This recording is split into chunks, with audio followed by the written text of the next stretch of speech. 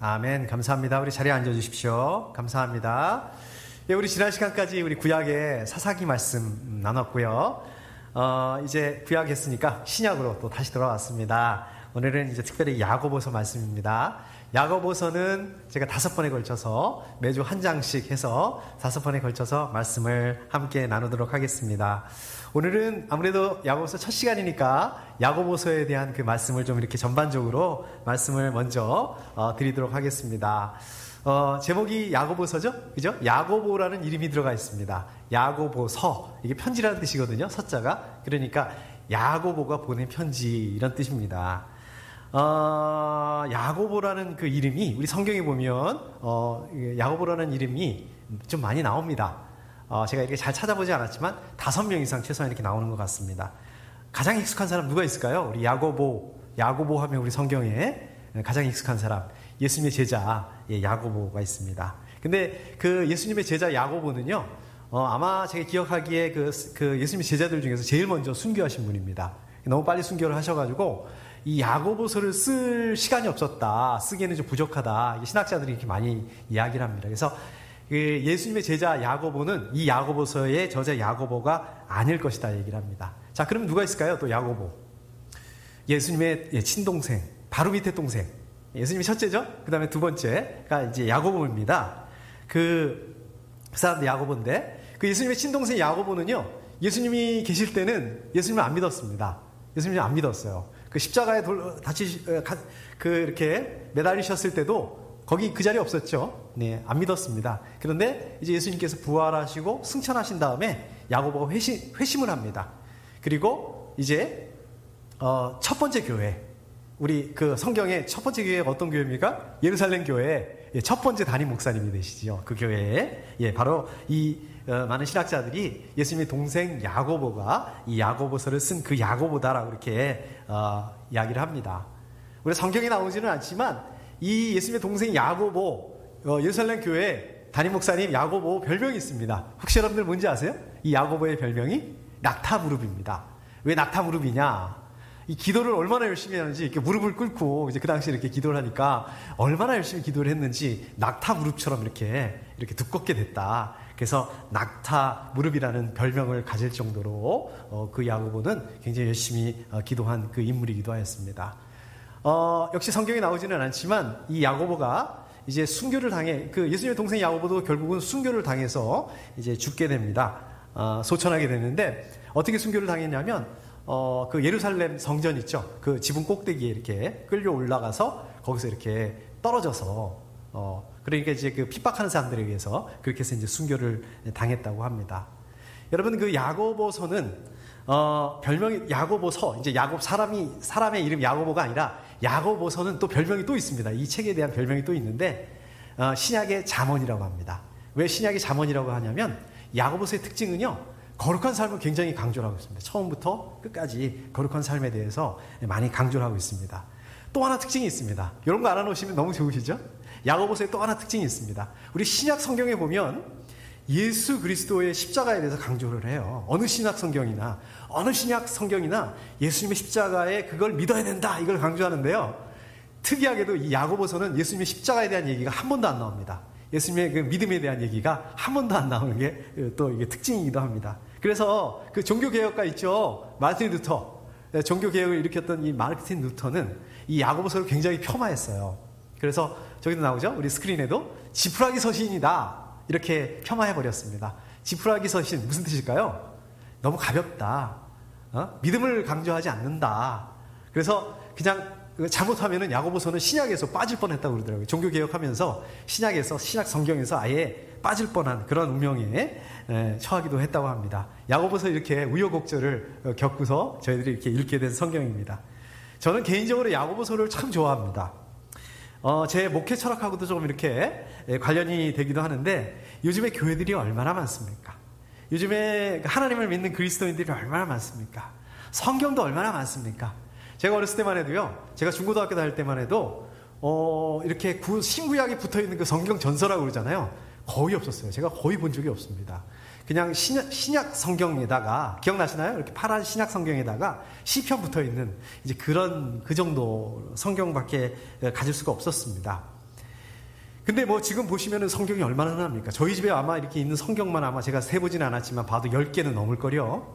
거기다가 요즘에는 성경이 어떻습니까? 그 인터넷에서 또 핸드폰에서 무료로 다 앱을 다운로드해서 받을 수 있고 읽을 수 있지 않습니까? 요즘에 보면은 좋은 기독교 서적도 얼마나 많이 나와 있습니까?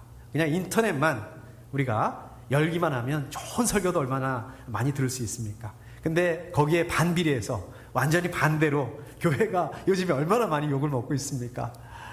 많은 그리스도인들이 교회를 얼마나 많이 떠나고 있습니까? 또 우리 교회 다니는 분들이 얼마나 많이 뉴스를 보면 또 그 지탄의 대상이 되고 있지 않습니까? 결국은 이런 일들이 일어나는 것들을 우리가 생각을 해보면 왜 이런 일들이 일어날까? 그동안 우리가 너무 신앙을, 우리 믿음을 하나님과 나 개인과 이런 그 수직적인 그러한 그 믿음만 강조하다 보니까, 물론 중요합니다. 그게 중요하지 않다는 얘기가 아닙니다. 근데 문제는 이 수직적인 믿음, 하나님과 나와만의 나 개인만의 그러한 믿음을 강조하고 거기서 끝나다 보니까 이런 문제들이 생기는 것이 아닌가. 여러분들 지난 금요일 날 우리 매일 성경 가지고 매일 말씀 나누고 있는데 제가 지난 금요일 날 특별히 고린도전서 8장 말씀 가지고 이야기를 나눴죠. 고린도전서 8장 무슨 얘기 이렇게 갑자기 이렇게 기억이 안 나시겠지만 우상에게 바친 고기를 먹는 그 문제에 대해서 바울이 다루고 있습니다. 그러니까 우상에게 바쳤던 고기를 먹는 게 맞냐 틀리냐, 바울이 뭐라고 얘기합니까? 거기서 그건 문제없다, 먹어도 상관없다, 이제 우리는 예수 그리스도의 보혈로 그 부분에 대해서 자유하다, 음식에 대해서 자유하다, 먹을 수 있다, 아무 문제 없다. 여기까지가 지식이라는 거예요. 여기까지가 지식인데 이 지식으로 끝나서는 안 된다. 이 지식 위에다가 뭘 얹어야 된다는 얘기예요? 사랑의 덕을 얹어야 된다. 지식으로 끝나는 게 아니라 더 중요한 게 있다. 이 지식 위에 사랑의 덕을 얹어서 사랑의 덕을 세워야 된다. 다른 사람을 배려할 수 있어야 된다. 내가 우상의 고기를 먹는 것 때문에 다른 사람이 시험을 받는다면 내가 그 부분에 자유롭지만 나는 평생 고기를 먹지 않겠다. 바울이 이렇게 얘기하지 않습니까? 지금 야고보서가 바로 이걸 말씀하고 있는 것입니다. 우리 그리스도인들의 삶에 대해서 강조하고 있다. 제가 개인적으로 참 그래서 좋아하고 중요하다고 생각합니다. 제가 이렇게 개인적으로 좋아하고 중요하다고 생각한다는 얘기는 반대로 뒤집어 놓으면 어떻다는 얘기입니까? 저도 이 부분에서 연약하다. 저도 하나님의 말씀대로 사는 거예요. 그 부분에 대해서 연약하고 자유롭지 못하고, 그러다 보니까 그리스도의 삶을 강조하는 이 야고보서를 좀 더 이렇게 그게 약점이니까 좀 더 좋아하게 됐는지 모르겠습니다. 자, 아무튼 야고보서는 이러한 그 특징을 가지고 있습니다. 자, 이제 오늘 말씀으로 한번 돌아와서 한번 말씀을 보도록 하겠습니다. 22절 제가 다시 한번 읽어보겠습니다. 아까 제가 읽었는데 제가 다시 한번 22절 읽어보도록 하겠습니다. 말씀을 행하는 사람이 되십시오. 그저 듣기만 하여 자신을 속이는 사람이 되지 마십시오. 이렇게 말씀하고 있습니다. 말씀을 행하는 사람이 되라. 근데 저와 여러분들이 같이 읽지는 않았지만은요, 요거의 전제 조건이 있습니다. 말씀을 행한다는 그 전제 조건이 있습니다. 바로 그 앞에 보면 어떤 얘기가 나오냐면, 말씀을 잘 들어야 된다. 말씀을 들어야 된다. 꼭 들어야 된다. 그러니까 말씀을 잘 듣고 꼭 듣는 게 어떻게 듣는 건지, 그 자세에 대해서, 그 태도에 대해서 말씀을 하고 있습니다. 한번 보실까요? 21절 제가 그 부분만 한번 읽어보겠습니다. 온유한 마음으로 여러분 속에 심어주신 말씀을 받아들여야 합니다. 받아들여야 된다. 들어야 된다는 얘기잖아요. 어떻게 된다고요?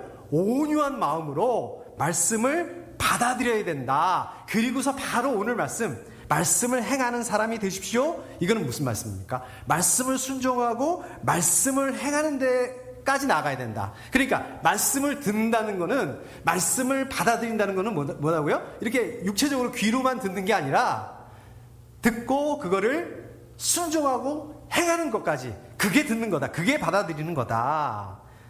그러니까 그리스도인들은 말씀을 듣고 말씀에 순종하는 데까지, 거기까지 나아가야 된다. 말씀만 듣기만 하고 행하지 않는다면 그럼 어떻다고요? 모래 위에 지은 집과 같다. 모래 위에 지은 집과 같아서 어떻습니까? 요즘처럼 환란이 오면 무너져 버리고 만다. 마태복음 7장 26절에서 예수님이 이렇게 말씀하시죠? 제가 한번 읽어보겠습니다. 그러나 나의 이 말을 듣고서 그대로 행하지 않는 사람은 모래 위에 자기 집을 지은 어리석은 사람과 같다고 할 것이다. 그러니까 어떻습니까? 우리가 말씀을 듣고 행하지 않으면 이건 어리석은 일이다. 모래 위에 집을 짓는 것과 같은 어리석은 일이다. 근데 어떻습니까? 우리가 말씀을 듣고요. 말씀을 듣는 경우가 있죠. 말씀을 듣는 것도 대단해요. 사실은요. 지금 같은 때에 말씀 들으신 것만 해도 잘하시는 거예요. 근데 말씀을 듣고 우리가 만족하는 경우가 많습니다. 말씀을 듣고 말씀에 대한 깨달음만 가지고 그 깨달음 뒤에 행함이 뒤따르지 않는다면 그 말씀을 듣는 그게 효력이 없다. 그게 아무 소용이 없다. 다시 한번 볼게요. 그저 듣기만 하여 자신을 속이는 사람이라고 얘기하고 있습니다. 22절에 그저 듣기만 하여 자신을 속이는 사람. 여기서 속인다는 게 무슨 얘기일까요? 거짓말한다. 다른 사람을 막 속이려고 그런 뜻이 아니라 여기서 속인다는 것은 어떤 뜻이냐면 자기 의식 속에 있는 그 자아의식이 있죠. 자기 의식 속에서 나도 모르는 사이에 나를 합리화시킨다는 거예요. 자기 스스로를 속인다는 얘기. 다른 사람을 속인다는 게 아니라 자기 스스로를 속인다는 얘기예요. 어떻게 속이는 거예요? 어떻게 속인다는 얘기예요? 자기 스스로 어떻게 속이냐면 하나님의 말씀을 듣고 행하지 않으면서도 그것을 행하지 않는 것에 대해서 자기 합리화를 시킨다. 그러니까 이렇게 자기를 속이는 사람들, 하나님의 말씀을 듣기만 하고, 그러니까 오늘 말씀에서 듣기만 하고 행하지 않는, 하나님의 말씀을 듣기만 하고 행하지 않는다는 얘기 무슨 말이에요? 듣는다는 얘기 무슨 말씀입니까? 아, 그래, 그거 맞다. 지적으로 동의한단 말입니다. 깨닫고 만족하고 만다. 그러고도 하나님의 그 은혜를 자기가 어떻게 생각했대요? 그냥 듣고 말아놓고서 나는 하나님의 은혜를 체험했다. 정말 나는 하나님께서 기뻐하시는 존재가 이제는 됐다. 이렇게 착각한다는 얘기예요. 그렇게 자기 자신한테 거짓말을 한다는 얘기예요. 그거는 자기를 속이는 일이다. 자기를 파면시키는 일이다. 오늘 말씀에서 그렇게 말씀하고 있는 것입니다. 자, 그렇다면 말씀을 행한다. 말씀을 순종한다. 이 뭘 어떻게 하라는 걸까요? 구체적으로 말씀을 행해라. 말씀을 행해야 되는데 말씀을 행하라는 게 구체적으로 어떻게 하라는 걸 말씀하는 걸까요? 종교적인 행위보다도 진정한 마음으로 해야 된다는 말씀입니다.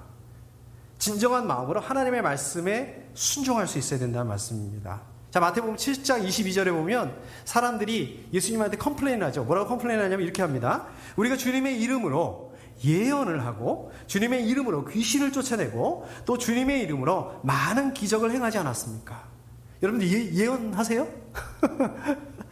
여러분들 귀신 쫓아내세요? 막 기도하니까 막 귀신들 쫓아나고 여러분들 막 기도하니까 막 기적이 일어나고 이렇게 하십니까? 아니잖아요. 근데 이 사람들 어떻게 했다고요? 예언도 하고 막 기적도 행하고 막 귀신도 쫓아내고 그렇게 했다는 얘기예요. 근데 예수님 거기에 대해서 뭐라고 답변하는지 한번 보세요. 23절에 보니까 7장 23절에 보니까 마태복음 나는 너희를 도무지 알지 못한다. 불법을 행하는 자들아 내게서 물러가라. 야, 그냥 막 예언을 하고 막 그냥 귀신을 쫓아내고 기적을 행하고 이랬는데도 나 너네 몰라. 너는 나하고 관계없어. 지금 이렇게 말씀하신다는 거예요. 왜 이렇게 말씀하실까요? 이 사람들이 어떻게 했다고요? 진정으로 하지 않았다. 진정한 마음이 아니었다. 그럼 뭐였을까요? 자기 욕심. 자기 명예를 위해서 하나님의 말씀을 이용한 거에 불과하다. 이 말씀입니다. 자, 두 번째로 하나님의 말씀을 행한다는 것은 어떤 것이냐? 듣기만 하지 않고 그 말씀을 듣지만 변하지 않는다는 것입니다.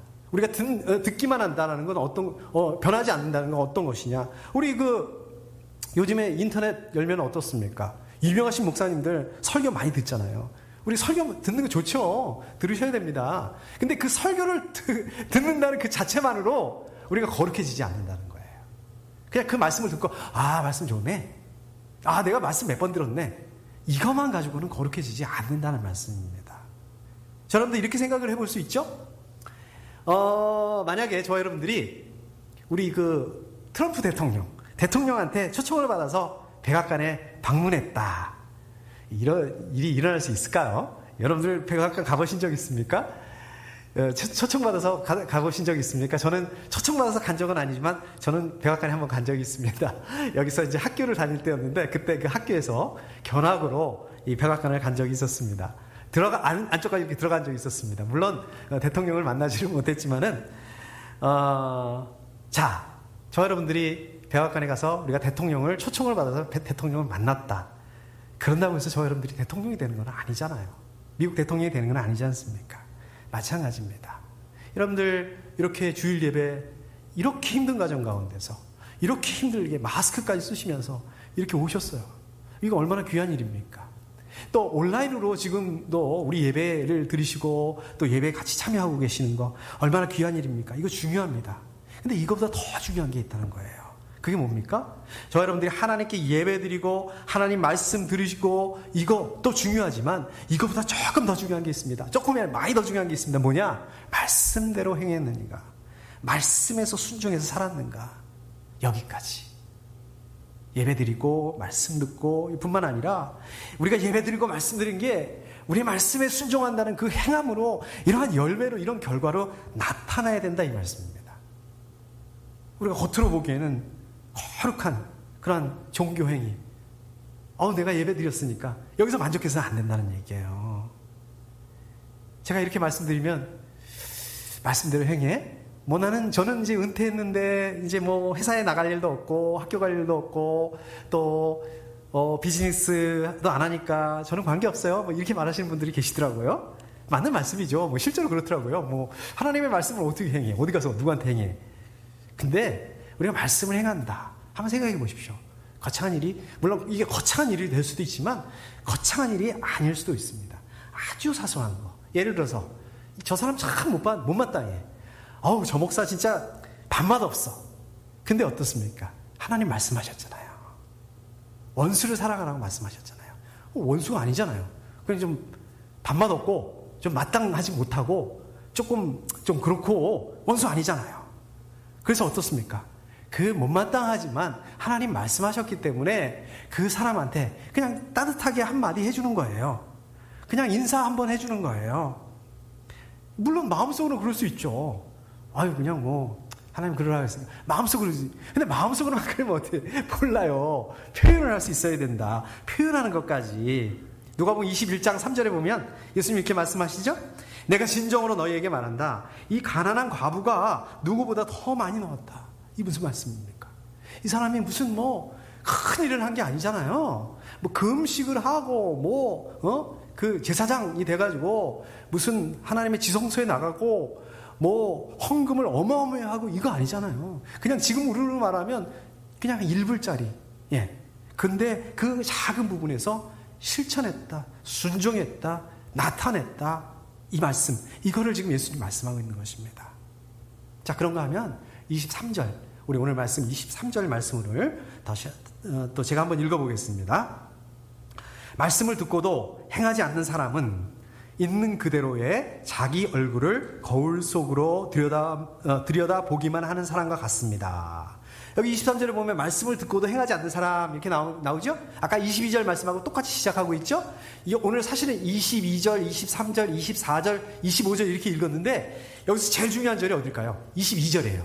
그러니까 23절, 24절은 22절에 대한 이그샘플, 예를 들어서 지금 설명하고 있는 것입니다. 무슨 예를 들고 있습니까? 거울의 예를 들고 있는 거죠. 그러니까 말씀을 듣기만 하고 행하지 않는 사람은 거울로 자기 얼굴을 들여다보고 그냥 돌아서 잊어버리는 거하고 똑같다. 거울로 들여다본다. 이거 무슨 말일까요? 우리 한국에 있을 때 이렇게 길거리를 걷다 보면 저도 많이 그랬는데 거기 걷다 보면 이렇게 상가들이 있잖아요. 옆에 이렇게 가게들이 있지 않습니까? 가게에 이렇게 유리문들이 있잖아요. 또 유리 창문이 있잖아요. 그럼 그걸 한번 힐끗 꼭 쳐다봐요. 얼굴에 뭐 묻었나 이렇게 꼭 한번 이렇게 쳐다봅니다. 근데 여기서 거울을 본다라는 얘기는 들여다본다는 말씀은 그냥 힐끗 본다는 뜻이 아닙니다. 자기 얼굴을 관찰하고 깊게 본다는 것입니다.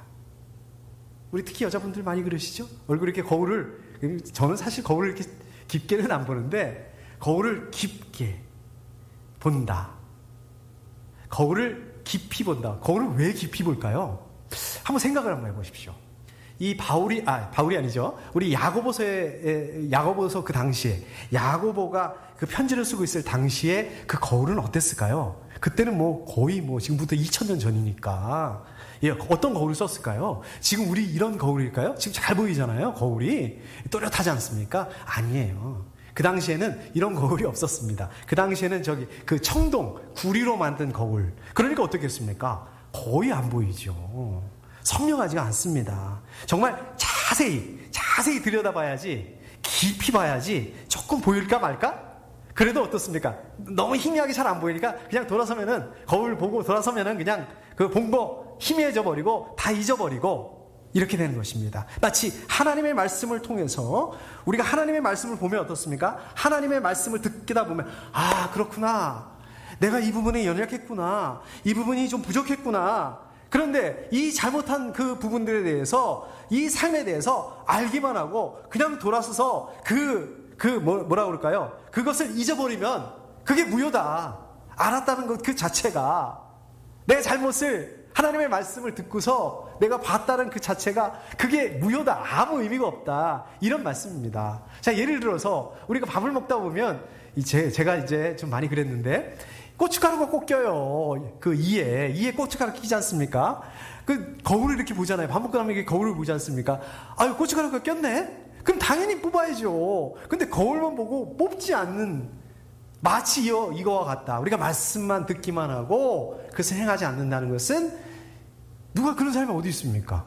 거울 봤는데 이빨에 고춧가루 꼈다. 당연히 빼죠. 근데 우리가 말씀을 들었지만 행하지 않는 것은 마치 그것과 같다. 이 말씀입니다. 24절에 이런 사람은 자기의 모습을 보고 떠나가서 그것이 어떠한지를 곧 잊어버리는 사람입니다. 여기 보시면 자기의 모습을 보고 떠나가서 그것이 어떠한지를 곧 잊어버리는, 이 말씀은요, 이 사람의 성품에 대해서 말씀하고 있는 것입니다. 우리 사람의 성품이 어떻습니까? 우리 창세기 1장으로 돌아가 보면 하나님이 우리를 어떻게 만드셨다고 그랬습니까? 우리 사람을 하나님의 형상에 따라서 만드셨다고 그랬어요. 이 형상이라는 건 뭐예요? 우리 성품이에요. 그러니까 우리 성품은, 우리 사람들의 성품은 어떻습니까? 하나님의 성품을 가지고 있다.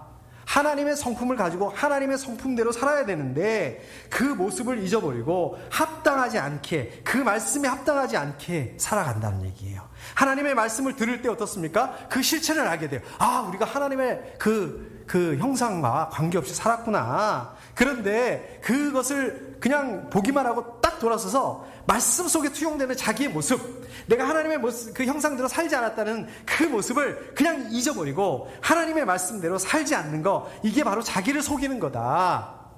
이 모습을 말씀하고 있는 것입니다. 이것은 어떻다고요? 하나님께서 하나님의 마음을 아프게 하는 그러한 모습이다라고 말씀하고 있는 것입니다. 근데 사실 이렇게 하나님의 마음을 아프게 하는 이런 일들이 정말 이 땅에서 매일매일 반복적으로 일어나고 있습니다. 저 여러분들은 어떻습니까? 저 여러분들의 말씀을 들을 때 어떻습니까? 말씀을 들을 때 마치 거울에 비춰지는 것처럼 연약한 모습을 볼 수 있어요. 근데 어때요? 말씀 듣고 나면 딱 이렇게 또 돌아서 집에 가면은 까맣게 잊어버리고 맙니다. 오늘 무슨 말씀 들었지? 무슨 이건 건망증 환자, 치매 환자처럼 아주 하얘져 버려요. 깨끗해져 버려요. 저도 그렇습니다. 우리 모습이 이렇게 연약합니다. 요즘에는 식당도 자유롭게 갈 수 없지만은, 식당에 가면은, 식당에 언제 가셨나요? 너무 오래되셨죠? 식당에 가시면은 이제 다 잊어버리셨나? 제일 먼저 뭐 합니까? 아, 우리 뭐 먹을까? 이렇게 메뉴판을 열어보잖아요? 아니면 이렇게 벽에 걸려있는 메뉴판을 보지 않습니까? 메뉴판을 읽어봐요. 메뉴판을 봅니다. 메뉴판을 봤어. 어이구, 배부르다. 이렇게 되나요? 아니죠. 메뉴판을 보고 먹고 싶은 음식을 주문하고 음식을 먹은 다음에 그 다음에 배부르게 되는 거죠. 여러분들 몸이 아픕니다. 몸이 아파서 병원에 가시죠? 의사를 만납니다. 의사를 만나면 어떻습니까? 의사가 진찰해주죠? 그 다음에 또 처방전을 써주지 않습니까? 여러분들 처방전 꼭 읽어보시죠? 무슨 말인지 잘 모르지만 영어로 써서 처방전을 읽어봅니다. 그러면 어떻습니까? 처방전을 다 읽으니까 아, 병이 낫다. 이제 병이 다 낫다. 이렇게 되나요? 아니죠. 그 처방전을 가지고 약국에 가서 약사한테 약을 지어서 약을 먹어야지, 약을 드셔야지 병이 낫게 되는 거지 않습니까? 마찬가지라는 얘기입니다. 우리가 하나님의 말씀을 듣습니다. 하나님의 말씀을 읽습니다. 하나님의 말씀을 행하고 하나님의 말씀을 실천하게 되고, 그렇게 되면 어떻게 될까요? 하나님의 그 은혜와 하나님의 능력, 우리가 읽을 때, 우리가 들었을 때, 아, 하나님의 말씀이 그렇구나. 그냥 이 정도가 아니라 우리가 그 말씀을 행할 때는 그 하나님의 은혜와 능력을 정말 온 몸으로 체험하게 된다. 여러분들이 저와 여러분들이 듣기만 하는 것보다 정말 이렇게 하실 때 여러분들이 그 들으신 하나님의 말씀의 깊이가 훨씬 더 깊어진다. 그 말씀의 진리를 훨씬 더 깊게 경험할 수 있게 된다. 이해할 수 있게 된다. 이 말씀입니다. 자, 마지막으로 25절 말씀입니다. 마지막으로 25절 말씀을 해가는 22절에 그랬죠. 아까 제가 말씀드렸죠. 22절에 말씀을 해가는 사람은 굉장히 중요하다고 그랬지 않습니까? 25절은요. 22절에서 이야기한 것을 다시 한번 부연 설명하고 있는 겁니다. 25절은 새로운 말이 아니라 22절의 얘기를 또 다시 한번 23절, 24절은 예를 들은 거고 25절은 그 말씀을 다시 한번 설명하고 있는, 강조하고 있는 거예요. 제가 다시 한번 읽어보겠습니다. 그러나 완전한 율법, 곧 자유를 주는 율법을 잘 살피고 끊임없이 그대로 사는 사람은 율법을 듣고서 잊어버리는 사람이 아니라 그것을 실행하는 사람인 것입니다. 여기 보시면 잘 살피고 이런 말씀이 나오죠. 잘 살피고 무슨 말씀입니까? 주의 깊게 들여다본다 이런 뜻입니다. 자, 그러면 뭘 잘 살펴요? 뭘 주의 깊게 들여다본다는 얘기입니까? 그 앞에 나오는 말씀 뭐라고 나옵니까? 그 앞에 완전한 율법 곧 자유를 주는 율법. 무슨 말인가요? 율법? 구약 성경? 모세의 율법? 그거를 봐야 된다는 얘기인가요? 아닙니다. 그게 아니라 이것은 예수 그리스도의 복음, 그거를 말씀하시는 것입니다. 로마서 3장 27절에는 이거를 뭐라고 말씀하냐면 믿음의 법이라고 말씀하겠어요. 로마서 8장 2절에서는 그리스도 예수 안에서 생명을 누리게 하는 성령의 법이라고 말씀하고 있습니다. 고린도전서 9장 12절에서는 그리스도의 복음이라고 말씀하고 있습니다. 자, 여러분들이 같이 읽지는 않았지만 야고보서 1장 18절에서는 이거를 뭐라고 말씀하고 있냐면 진리의 말씀이라고 말씀하고 있습니다. 오늘 말씀 바로 앞에 21절에서는 여러분 속에 심어주신 말씀이라고 말씀하고 있습니다. 23절에서는 거울이라고 얘기하고 있어요. 이제 무슨 말씀인지 아시겠죠? 자, 그러니까 완전한 율법, 곧 자유를 주는 율법을 잘 살피고, 이 말씀 무슨 말씀입니까? 하나님의 진리의 말씀이라는, 하나님의 진리라는 이 거울을 통해서 자기 얼굴을 잘 들여다보는 그 사람입니다. 하나님의 진리의 말씀, 그 진리의 말씀을 자세히 잘 살피고 말씀이 어떤가, 그리고 그것을 잊어버리는 게 아니라 그 말씀대로 행하고 그 말씀에 순종하는 그런 삶을 감당하는 그런 사람입니다. 제가 말씀 자꾸 그러니까 어떤 말씀입니까? 성경 전체를 말씀하시는 걸까? 물론 그럴 수도 있습니다. 그 말씀이라 하면 제가 계속해서 말씀, 성경 전체를 아우르는 그 말씀이라고도 볼 수 있지만 뒤에 나와 있는 27절 말씀을 보면 특별히 여기서 뭐라고 하면 이웃사랑에 대한 말씀이라고 생각할 수 있습니다. 이웃사랑에 대한 말씀. 자, 그 다음에 완전한 율법, 곧 자유를 주는 율법. 자유는 어떤 자유일까요? 프리덤. 네, 이 자유는 특별히 하나님의 영이 임재하는 곳에 그 임하는 자유를 의미합니다. 여러분, 자유 어떠세요? 하나님의 영이 그 하나님의 영이 충만한, 여러분들 그런 경험 있으시죠? 하나님의 영이 충만한 그 가운데 있으실 때 우리가 예배가 어떨 때는 그래요. 예배들이 너무 힘들 때 있습니다. 근데 또 어떨 때는 그렇습니다. 어떨 때는 예배 드리는데 정말 하나님의 영이 충만한 걸 느낄 때가 있습니다. 그럴 때 어떠세요? 이 영이 자유하다, 이런 거 느끼시죠? 바로 이것을 말씀하고 있는 것입니다. 성령 충만한 데서 죄에 대해서 자유롭게 하신다, 이 말씀입니다. 결국 여기서 율법이라고 하는 하나님의 말씀, 이 중에서도 어떻죠? 우리 이웃사랑에 대한 그 말씀, 여러분들 이웃사랑, 하나님의 말씀 이런 거 생각하시면 어떻습니까? 부담스러우시죠? 막 부담스럽다, 좀 힘들다, 귀찮다, 속박하는 것이 아니라, 여러분들 귀찮게 하는 것이 아니라 어떻다고요? 자유롭게 하는 그러한 그 말씀이다. 여러분들을 그 자유롭게 하는 그 축복의 자리로 인도하시는 것이다 라고 말씀하고 있습니다. 자, 무엇보다도요, 거울을 보고 그냥 가서 잊어버리는 거, 그런 사람들하고 다르게 영적으로 자유롭게 되고, 이 완전한 율법, 그거를 들여다보면서 그 말씀 잊어버리지 않고 그 말씀이 요청하는 그 자리에 머물러 있는 거, 이거를 말씀하고 있는 것입니다.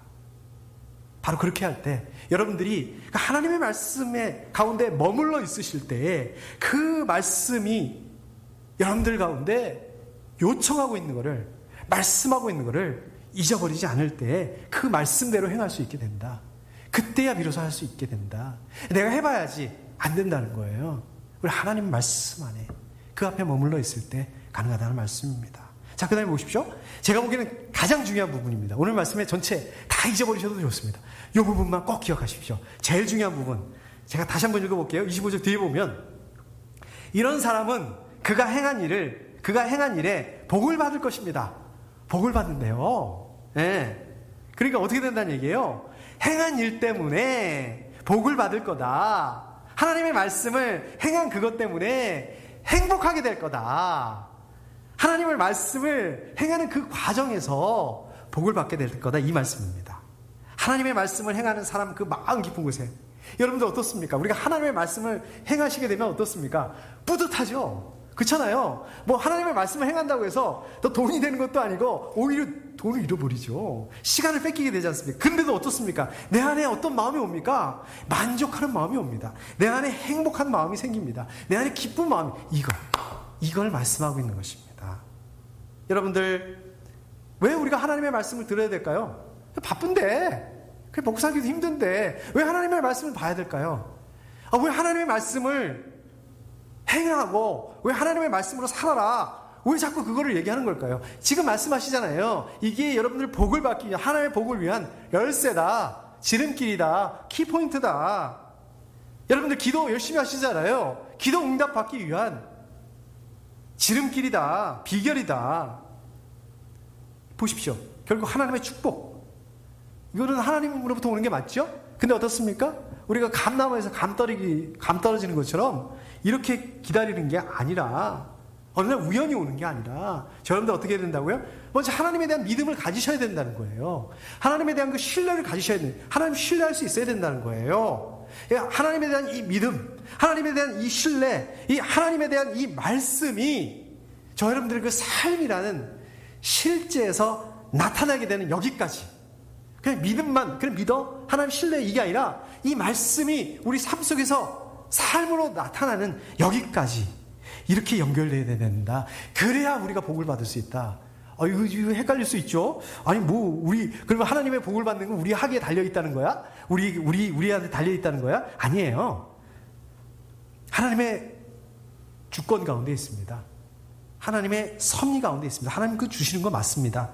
그러나 그 주권 안에서 하나님의 축복은 저 여러분들의 믿음과 하나님에 대한 신뢰와 또 하나님에 대한 그것으로 인한 삶에 관련되어 있다, 달려있다. 그렇기 때문에 어떻습니까? 우리 최선을 다해서 살아야 되는 거예요. 여러분 최선을 다해서 일하셔야 되는 거예요. 최선을 다해서 공부하셔야 되는 거예요. 저 여러분들이 우리 그렇지 않습니까? 아시잖아요. 여러분들이 아무리 노력해도 아무리 우리의 능력, 아무리 우리 힘이 있다 하더라도 아무리 우리가 발버둥 쳐도 안 되지 않습니까? 우리 하나님 믿지 않는 사람은 어떻습니까? 편법을 씁니다. 하나님 믿지 않는 사람들은 꼼수를 사용합니다. 불법을 저지르기도 합니다. 법을 어기기도 해요. 왜? 자기들 원하는 걸 얻기 위해서. 아시잖아요. 이거 허황된 겁니다. 그거는 잠시 기쁠지 모르지만 기쁨이 없습니다. 참 만족을 주지 못합니다. 저 여러분들 세상이 주는 그런 허황된 성공, 번영 이런 게 아니라 하나님의 축복을 사모할 수 있어야 됩니다. 어떻게 해요? 하나님의 말씀이 기반이 돼서 하나님의 말씀 위에 하나님의 말씀을 잘 들으셔야 됩니다. 거기서 끝나는 것이 아니라 하나님의 말씀 행하셔야 돼요. 하나님의 말씀을 매일매일 묵상하셔야 됩니다. 혼자 하시면 힘드시죠? 하나님 말씀 읽으시기 힘드시잖아요. 혼자 하시면 힘드시잖아요. 화요일부터 금요일까지 매일 성경. 제가 이렇게 매번 설교 때마다 강조해드려서 여러분 불편하신가요? 제가 아는 목사님이 계신데요. 캘리포니아에서 목회하시는 분이신데요. 이분은 이 얘기를 9년째 지금도 하고 계시답니다. 매주 한 주도 빼놓지 않고 얘기를 하신다고 합니다. 왜 그럴까요? 중요하니까요. 진리니까, 정답이니까요. 하나님의 축복은 하나님의 말씀을 잘 들으시고 그 말씀을 행할 때, 그 삶을 감당할 때에 저희분들에게 주어진다는 이 사실, 이 진리를 꼭 기억하실 수 있기를 축복합니다. 자, 이제 말씀을 좀 마무리하도록 하겠습니다. 여러분들 이제 오늘 야고보서 이렇게 말씀 시작하셨는데, 야고보서 제가 그랬죠? 야고보서는 거룩한 삶, 말씀대로 행하는 것을 굉장히 강조한다 이 말씀드렸잖아요. 근데 처음부터 그냥 뚝 떨어져가지고 야고보서 그 얘기를 하는 건 아니에요. 여러분 야고보서 1장 1절 쭉 보면은 뭐 시험에 대해서 얘기하고 막 이제 이런 얘기들이 나오지 않습니까? 그 얘기가 뭐냐면 하나님의 목적이 뭐냐? 하나님은 우리를 시험에 들게 하는 그런 분이 아니다. 하나님은 우리를 악에 빠뜨리는 그런 분이 아니라 오히려 반대로 하나님은 우리를 시험에서 구하시고 하나님은 우리를 악에서 구하시고 이런 분이시다. 하나님께서 우리를, 저와 여러분들을 구원하시기 위해서 뭘 주셨어요? 물론 예수 그리스도 주셨는데 그 우리를 구원하시기 위해서 하나님의 말씀이라는, 진리라는 하나님의 말씀을 주셨다. 그리스도의 복음을 주셨다. 그런데 이 복음을 어떻다고요? 그냥 듣기만 하고 그냥 귀만 즐겁게만 하기 위해서, 그냥 우리 좀 유식해지기 위해서, 좀 우리 성경 지식 하나 더 늘어나게 하기 위해서 이거 아니고 듣고 행해야 된다, 이 말씀입니다. 지금 이 논리를 따라오고 있는 거예요. 저여러분들도 마찬가지시죠? 여러분들 그러시죠? 혹시 하나님의 말씀을 우리 귀를 즐겁게 하기 위해서 어우 정말 좋은 말씀이네, 마음이 안정이 되네, 물론 그것도 중요하지만 그것만을 위해서요? 그냥 성경 지식 하나 더 늘리기 위해서, 좀 유식해 보이기 위해서, 거룩해 보이기 위해서? 아니시죠? 제가 요즘에는 이렇게 신방을 못 가니까 요즘에는 이렇게 전화를 드리기도 하고, 또 전화 받으시기 좀 곤란하신 그런 분들한테는 제가 이렇게 문자를 드리기도 하고 그럽니다. 이 지난주에 우리 그 김창룡 목사님한테 전화 통화가 됐어요. 김창룡 목사님하고 이렇게 통화를 했는데 지난 주일날 별일이 있으셨더라고요. 이제 무슨 일이 있었냐? 누군가 그 가게에 우리 우리 목사님 그 매니저로 일하시잖아요. 그 가게 그 덤스터에다가 불을 낸 거예요. 다행히 이제 덤스터가 이제 가게하고 좀 떨어져 있어가지고 가게까지 불이 난 거는 아니고 피해는 없었고 그랬는데, 아무튼 그 범인을 잡았답니다. 잡고 보니까 이제 백인 남자들이라는 거예요. 근데 뭐 여러분 잘 아시다시피 우리 그 김창룡 목사님 일하시는 거기가 좀 커스터머들이 이제 흑인들이 많잖아요. 그래서 제가 이제 걱정이 돼가지고 그 이제 뭐 다른 거보다 우리 목사님이 좀 걱정이 돼가지고 혹시 인종 문제 관련된 그거냐, 그것 때문에 그런 거냐, 이제 제가 이렇게 물어봤더니 그 목사님이 아니래요. 그게 아니고 이제 그 백인 남자가 사실은 그 노숙자라고 합니다. 그 동네 노숙자라고 합니다. 근데 요즘 어렵잖아요. 여러분들도 어려우시고 다 어렵지 않습니까? 어려우니까 이 노숙자들이 더 어려워진 거예요. 더 힘들어진 거예요. 이 먹을 거를 더 구하기 힘들고 더 이렇게 그 잠자리가 어려워지고, 그러니까 그냥 붙잡혀서 감옥에 가려고 그랬다. 감옥에 가면 먹을 것도 주고 또 잠자리도 제공해 주고, 그래서 감옥에 가려고 그랬답니다. 제가 이렇게 얘기 듣기로 여기 미국에 있는 이 감옥이 있잖아요. 정말 무섭대요. 무법천지랍니다. 우리 한국 교도소하고는 또 다르다네요. 그런데도 감옥이 더 낫다. 이 말씀을 듣고 있는데요. 전화로 듣고 있는데 마음이 아프더라고요. 아니, 이 지역에도 교회 많잖아요. 아니, 우리 아까도 말씀드렸던 것처럼 인터넷만 열기만 하면 그 유명하신 목사님들 은혜로운 설교가 넘쳐나고 있지 않습니까? 근데 한편으로 보면 또 우리 주변에 노숙자들이 넘쳐나고 헐벗고 굶주리고 힘들어지고, 오죽하면 그 무법천지인 감옥에 가는 게 낫다. 감옥에 가려고 죄를 짓게 되고, 이게 뭐가 지금 잘못된 거 아닙니까? 자, 27절에 제가 한번 읽어보겠습니다. 하나님 아버지께서 보시기에 깨끗하고 흠이 없는 경건은 고난을 겪고 있는 고아들과 과부들을 돌아봐주며 자기를 지켜서 세속에 물들지 않게 하는 것입니다. 이렇게 말씀하고 있습니다. 여러분, 말씀을 반드시 들으셔야 돼요. 근데 말씀을 들으셔야 될 뿐만 아니라 그 다음에 또 그 다음 단계로 반드시 말씀을 행하셔야 됩니다. 해도 되고 안 해도 되고 하면 관계 있습니다. 야고보서 1장 26절에 보면 이러한 경건은 헛된 경건이라고, 행하지 않는 경건은 헛된 경건이라고 말씀하고 있습니다. 저희가 다음 주에 또 나누겠지만 2장 17절 26절에 보면 이런 믿음은 죽은 믿음이다, 이런 믿음 가지고는 구원에 도움이 되지 않는다, 이렇게 말씀하세요. 우리가 교리가 어떻고 이 교리가 맞고 저 교리가 맞고, 이러한 그 교리적인 그 논쟁보다 정말 우리가 말씀하시는 것처럼, 오늘 말씀처럼 말씀 조그만 그 부분이라도 순종할 수 있는 그 법을 배워야 됩니다. 하나님 말씀대로 순종하고자 하는 그 삶, 이러한 그 삶이야말로 우리를 구원에 이르게 하는 거룩한 경건이다. 정말 이러한 믿음이 산 믿음이다라고 말씀하고 있습니다. 이번 한 주간 하나님의 그 말씀이 여러분들이 좀 실제가 되었으면 좋겠습니다. 무슨 거창한 거 말고요, 그냥 아주 작은 부분, 우리가 할 수 있는 거, 하나님의 말씀에 순종하고 우리 이웃들, 정말 하나님 아버지의 그 마음을 가지고 하나님의 긍휼을 가지고 우리 이웃들을 좀 품어줄 수 있는 그런 한 주가 되실 수 있기를 축복합니다. 함께 기도하겠습니다.